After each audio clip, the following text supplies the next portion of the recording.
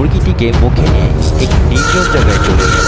এই গভীর জঙ্গলে মুরগি দম্পতি তার বাচ্চাদের নিয়ে থাকতো।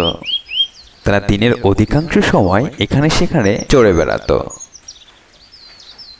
কিন্তু সন্ধে নামলেই তারা বনের বড় একটি আম গাছের নিচে এসে রাত কাটাতো।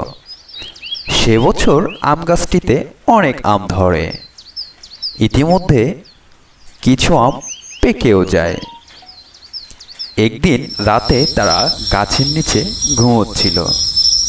হঠাৎ একটি আম মুরগির মাথায় এসে পড়ে, আর তখনই মুরগিটি মারা যায়। ভাই ভাই, মা কথা বলছে না কেন? ভাই, মার কি হয়েছে? হ্যাঁ ভাই, মার কি হয়েছে? মা কথা বলছে না কেন? ভাই, মার কথা বলবে না। মার মাথায় আমটি পড়ায়, মা মারা গিয়েছে ভাই।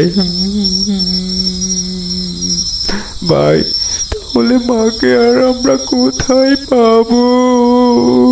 মুরগি মারা যাওয়ায় তার বাচ্চারা অনেক কান্না করতে থাকলো আর ভাবতে থাকলো কিভাবে তাদের মাকে দাফন করা যায়। এজন্য তারা চিন্তা করলো বনের অন্য পশুদের কাছ থেকে সাহায্য নেওয়া যাক।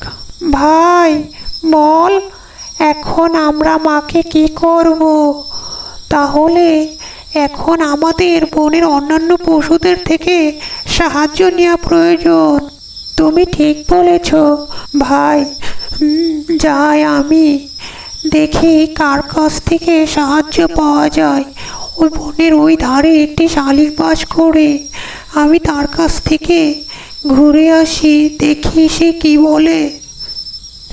এই বলে একটি ছানা শালিকের কাছে চলে গেল।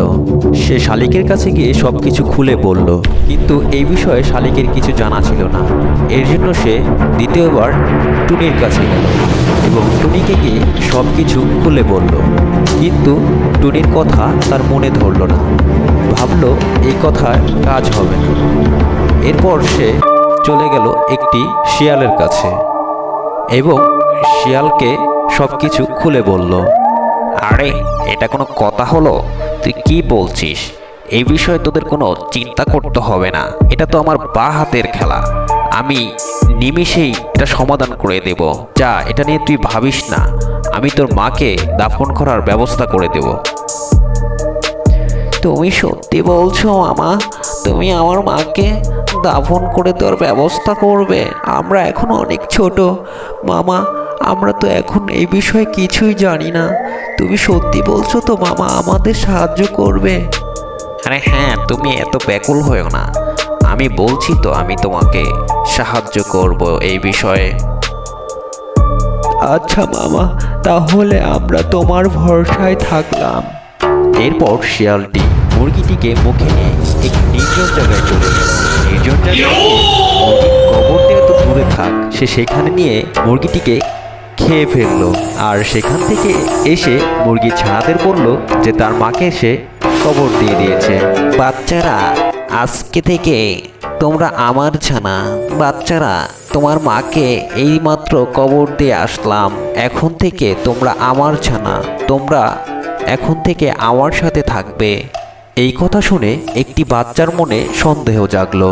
এজন্য তারা শিয়ালের কথায় রাজি হলো না। না মামা, মা নেই তো কি হয়েছে? আমি আমার ভাই বোনদের সামলে রাখতে পারবো। এই নিয়ে তোমাকে ভাবতে হবে না মামা। আচ্ছা